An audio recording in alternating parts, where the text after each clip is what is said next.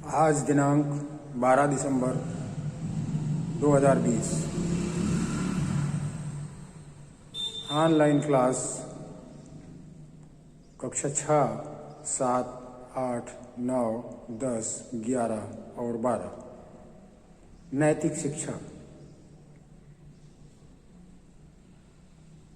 नैतिक शिक्षा का अर्थ, शाब्दिक अर्थ हम बता चुके हैं। अच्छे आचरण के नियम। यह ऐसी शिक्षा है जो हमें सफलता के उच्च शिखर पर पहुंचा देती है।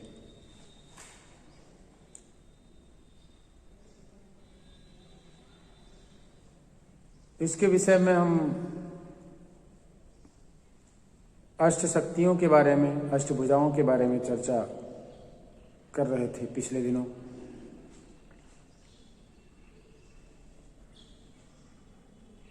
विस्तार को संकीर्ण करने की शक्ति, ये 7वीं शक्ति के बारे में, 7वीं भुजा के बारे में बता चुके हैं पिछले दिन।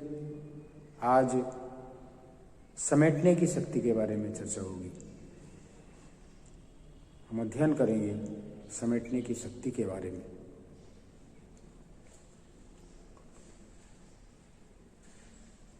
एक गांव में हर 5 साल पर एक कुश्ती की प्रतियोगिता होती थी। उस प्रतियोगिता में हिस्सा लेने के लिए उसी गांव का एक नवयुवक कुश्ती के उस्ताद के पास गया। कुश्ती के गुरु जो थे, कुश्ती सिखाते थे, उनके पास गया और बोला कि मैं आपसे कुश्ती सीखना चाहता हूँ। उस्ताद ने देखा उसकी तरफ, उसके आत्मबल को, उसके विश्वास को देख करके उसने कहा, ठीक है, तुम्हें हम कुश्ती सिखाएंगे। कुश्ती सिखाना शुरू किया। 1 दिन बीता, 2 दिन बीता, धीरे धीरे 1 महीने बीत गए और उस नवयुवक के साथ एक दुर्घटना घट गई जिसमें उसका दाहिना हाथ कट गया। उसके पास एक ही हाथ रह गया।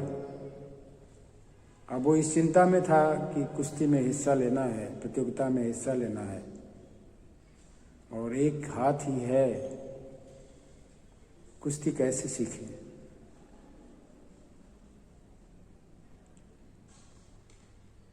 लेकिन वो उत्साही था, उत्साह था, उसे कुश्ती सीखने का शौक था।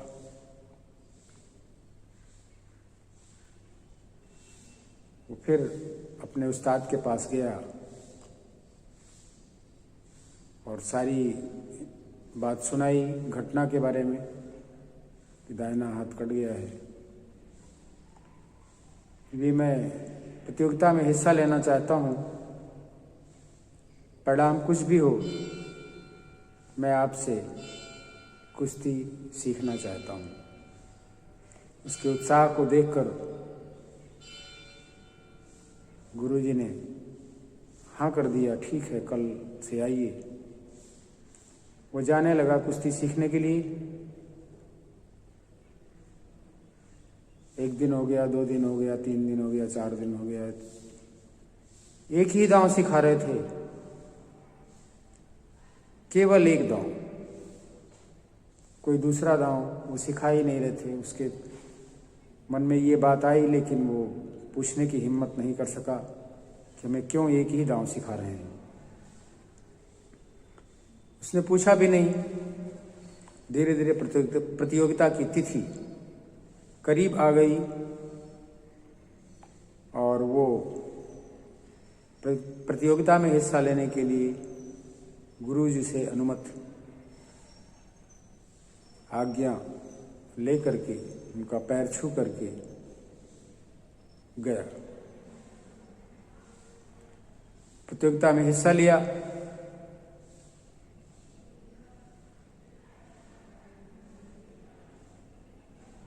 कुश्ती की प्रतियोगिता प्रारंभ हुई। वो एक को हराया, दूसरे को हराया, तीसरे को हराया। इस तरीके से जितने पहलवान थे उसने सबको हरा दिया और वो चैंपियन बना, कुश्ती का चैंपियन बन गया। उसकी लोगों ने खूब प्रशंसा की, उसको खूब तालियां बजी उसके लिए।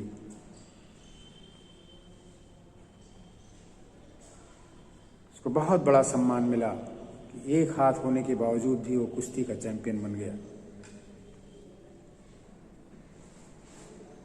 वो इनाम और पुरस्कार लेकर के, सर्टिफिकेट लेकर के अपने गुरु जी के पास आया, पैर छुआ गुरु के चरणों में, सर्टिफिकेट और पुरस्कार रख दिया। उसके बाद फिर बैठा गुरु जी से अपनी बातें करने के लिए। उसने पूछा, गुरु जी मैं आपसे एक प्रश्न पूछना चाहता हूँ। उन्होंने कहा, हाँ यही पूछना चाहते हो कि मैंने तुम्हें एक ही दांव सिखाया था और तुम कैसे जीत गए। उसने कहा, हाँ गुरु जी मैं यही पूछना चाहता हूँ।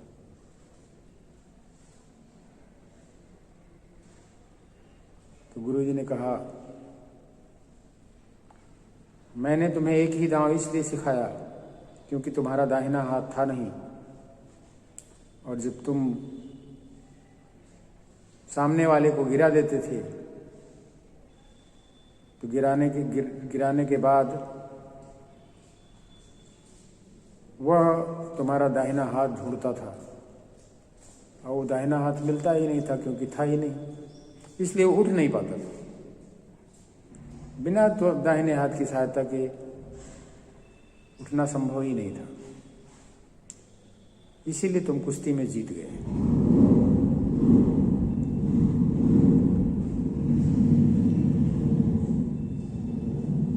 इस प्रकार से एक ही दांव पेच कुश्ती में सीख करके वो एक हाथ का नवयुवक कुश्ती का चैंपियन बन गया।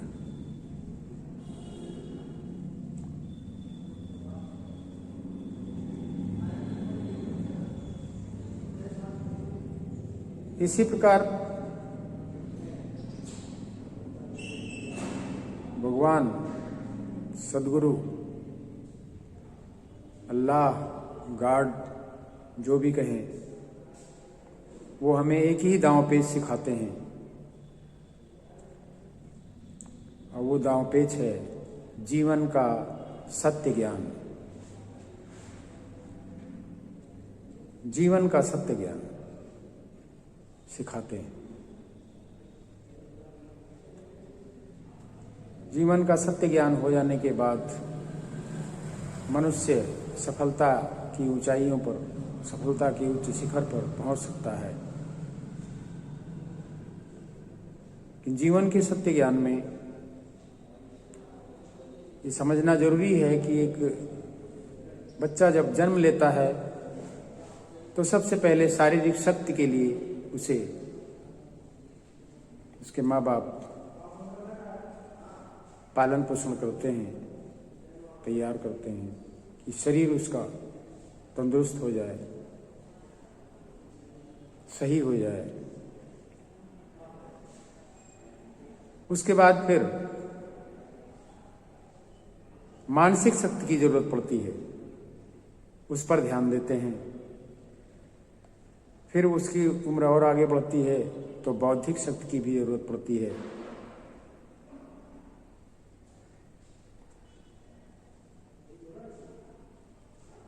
समझना, बुद्धि का काम है समझना, बौद्धिक शक्ति, समझने की शक्ति, समझ शक्ति के विकास के लिए वो लड़के को सिखाते हैं, पढ़ाते हैं, पढ़ने के लिए भेजते हैं। फिर इतने से ही काम नहीं चलता, आगे उसको आंतरिक शक्तियों की भी जरूरत पड़ती है। आंतरिक शक्तियां जो अष्ट शक्तियां हैं, जिसको हम अष्टभुजा देवी कहते हैं, 8 भुजाओं की पूजा, अष्टभुजा देवी की पूजा अर्थात 8 भुजाओं के बारे में जानना और उनका उपयोग करना। उसी में से है एक समेटने की शक्ति,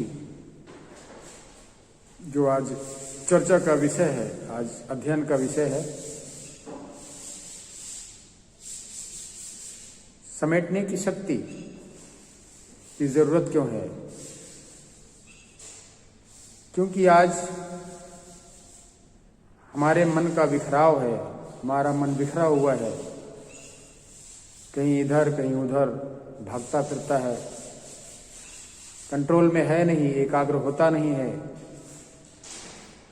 यही वजह है कि कार्य अच्छे ढंग से नहीं हो पाता है और कार्य में सफलता मिलना मुश्किल हो जाता है, चाहे पढ़ाई का काम हो, चाहे लिखने का काम हो। मन एकाग्र होता है तभी हर काम करना आसान होता है और सफलता भी मिलती है। तो इसके लिए सबसे पहले हमको समझना होगा कि बीते हुए समय के बारे में व्यर्थ चिंतन, जो बीत गया, कोई घटना घटी, उसको सोचते रहना फालतू, बिना मतलब समय बर्बाद करना, ये बाधा पहुंचाता है। ये मन का बिखराव है,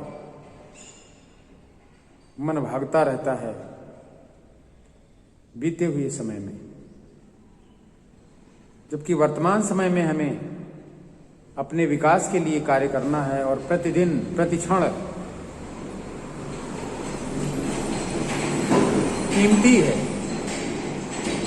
अमूल्य है और उस अमूल्य समय को हम बीते हुए घटनाओं के बारे में, बीते हुए तूतू मैमे के बारे में, लड़ाई झगड़ा हुआ या कोई घटना घटी, सोच करके अपना समय व्यर्थ गंवा देते हैं। इसलिए मन को समेट के रखना है। आज में जीना है, आज का कार्य हम पूरा करें अच्छे ढंग से, तो कल भी अच्छा होगा। कल का अच्छे ढंग से करेंगे तो परसों और अच्छा होगा। इस तरीके से जीवन अच्छा ही होता जाएगा। लेकिन बीते हुए समय के में सोच करके समय ज़्यादातर लोग बर्बाद कर रहे हैं। ऐसे भविष्य के बारे में व्यर्थ चिंतन करके, कल्पना करके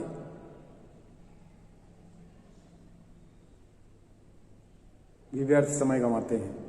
लेकिन जो करना चाहिए, जो जिम्मेदारी दी गई है, उस जिम्मेदारी का निर्वाह नहीं करते हैं। जबकि जिम्मेदारी का निर्वाह, जो भी कार्य जिसको दिया गया है, पढ़ने वाले को पढ़ने का काम दिया गया है, तो उसको अच्छे ढंग से पढ़ना चाहिए, लिखना चाहिए, अच्छा व्यवहार करना चाहिए। दूसरा है स्वयं के द्वारा किया हुआ अपराध, चाहे भूल से हो गया या जानबूझ के किया गया, उसके बारे में सोचते रहना कि हमसे ये कैसे हो गया, हमसे ये नहीं होना चाहिए था, मैं भी कितना बेवकूफ हूं। अपने ही बारे में सोचना और परेशान होना, मैं कैसे आगे बढ़ पाऊंगा, ये तो मेरे अंदर बहुत बड़ी कमी है, मुझसे गलती हो गई, अपराध हो गया, ये नहीं होना चाहिए। ये सब सोचते रहना, मन को भगाना, अपने मन को परेशान करना। तीसरा है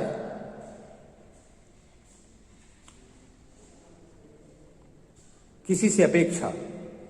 हम दूसरों से अपेक्षा करते हैं, इस तरीके से चलना चाहिए, इस तरीके से करना चाहिए। उसका व्यवहार ऐसा होना चाहिए,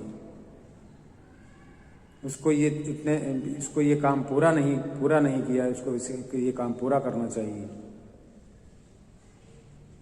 दूसरों से अपेक्षा के बारे में, दूसरों से अपेक्षाएं लेकर के,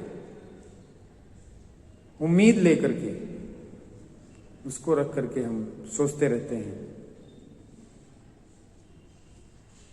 तो ये भी हमें बाधा पहुंचाती है। अपेक्षा नहीं होनी चाहिए। दूसरे से अपेक्षा तो हम करते हैं, लेकिन हम स्वयं अच्छे ढंग से नहीं कर पाते हैं, तो ये कमी है। उसमें भी मन का बिखराव होता है, मन भागता है, सोचता ही रह जाता है कि उसको ऐसा करना चाहिए और वो नहीं किया। फिर तमाम बातें आ जाती हैं सोचने में कि उसके साथ हमें क्या करना है, क्या व्यवहार करना है। तो ये व्यवहार आचरण बिगड़ जाता है, व्यवहार अच्छा नहीं रहता है। चौथा है लगाव। अगर किसी से लगाव है, चाहे वो अपना बच्चा हो या कोई भी, तो भी हमारा मन जो है इधर उधर भागता है। उसके लिए हम क्या करें, कितना काम कर दें, कितना कमा करके उसको दे दें, उसके लिए बैलेंस कर दें।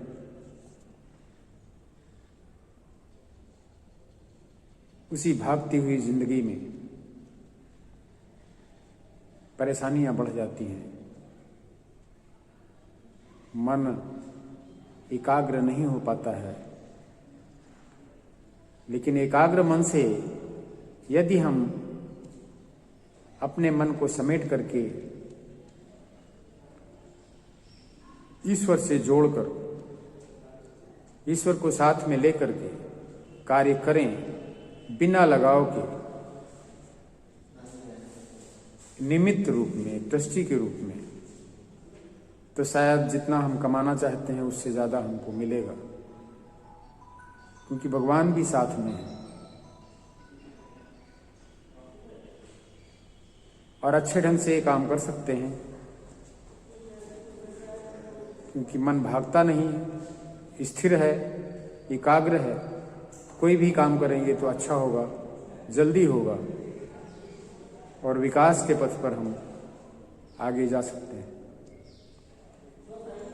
तो ये समेटने की शक्ति हम सीखेंगे अटैची और बिस्तर से। जैसे किसी यात्रा पर हम जाते हैं तो एक अटैची और एक बिस्तर की जरूरत पड़ती है। जरूरी सामान, आवश्यक सामान अटैची में भरते हैं और जरूरी बिस्तर रखते हैं। ज़्यादा नहीं ले जाते, जितना ज़रूरत होती है उतने ले जाते हैं, ताकि आसानी से यात्रा पूरी हो सके। ऐसे ही मनुष्य अपनी जीवन यात्रा को अच्छे ढंग से चलाने के लिए उसे अपने मन रूपी अटैची और बिस्तर में, मन और बुद्धि रूपी अटैची और बिस्तर में जो जरूरी चीजें हैं, जो जरूरी बातें हैं, उन्हीं को रखना है। जरूरी क्या है? अच्छी बातें, अच्छे आचरण से संबंधित बातें, अच्छा व्यवहार, जिसमें ज्ञान, प्रेम, पवित्रता, सुख, शांति, आनंद, लोगों के साथ अच्छे ढंग से रहना, खुश रहना, कभी दुखी नहीं होना, नम्रता,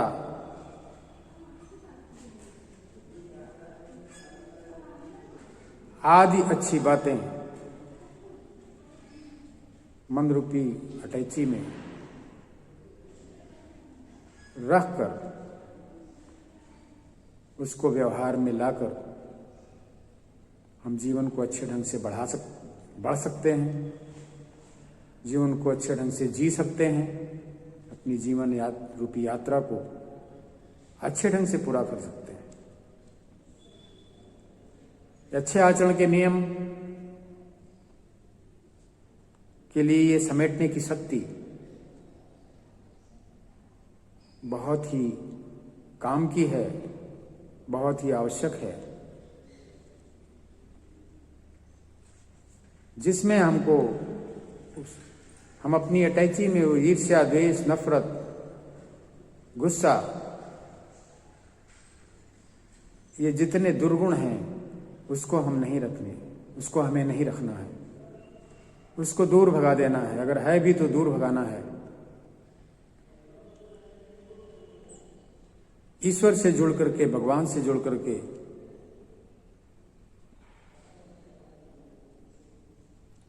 केवल एक ही ज्ञान प्राप्त करना है, जीवन का सत्य ज्ञान।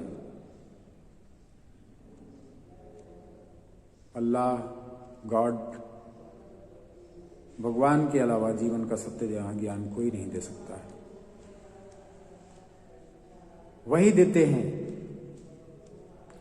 उन्होंने ही दिया है। उनके द्वारा ये सत्य ज्ञान हमें अच्छी पुस्तकों में से कुरान शरीफ, गीता, बाइबिल और भी तमाम पुस्तकें हैं, अच्छे लोगों की लिखी हुई, अच्छे लोगों द्वारा बताई हुई बातें सुनना, पढ़ना, समझना, उसी में हमको मिलेगा। तो अच्छे आचरण के लिए अच्छा सुनना, अच्छा पढ़ना, अच्छे ढंग से रहना,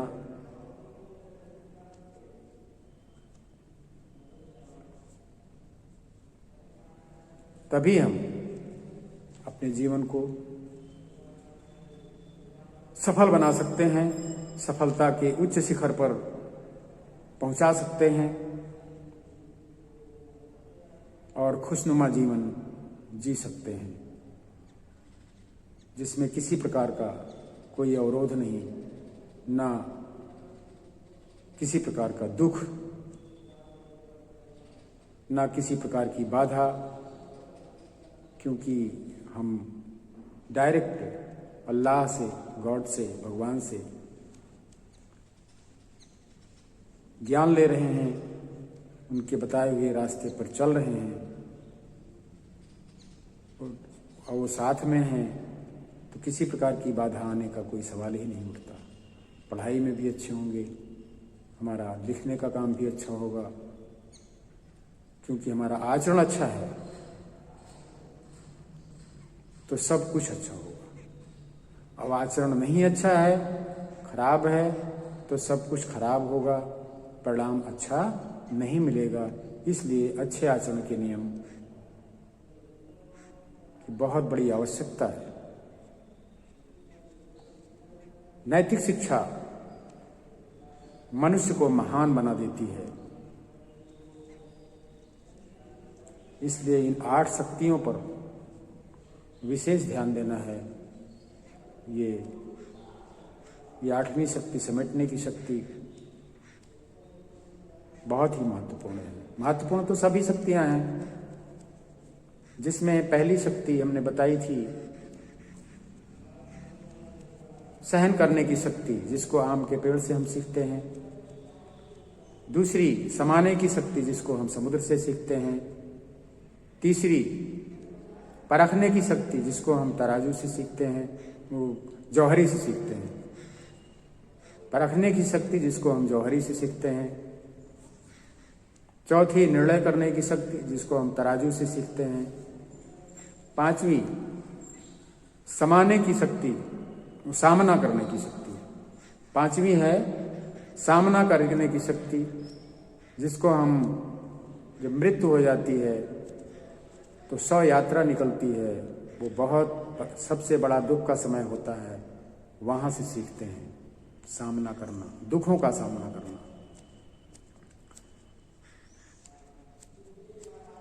छठवीं, सहयोग करने की शक्ति है, जो कृष्ण द्वारा लोगों के सहयोग से गोवर्धन पर्वत को उठाया गया था, उसके माध्यम से सीखते हैं। सातवीं, विस्तार को संकीर्ण करने की शक्ति, जिसको हम कछुए से सीखते हैं। और आठवीं, समेटने की शक्ति, जो हम अटैची और विस्तर से सीखते हैं। जो अटैची विस्तर हमारा मन और बुद्धि है, जिसमें हम जरूरी चीजें रखें, आवश्यक चीजें भरें,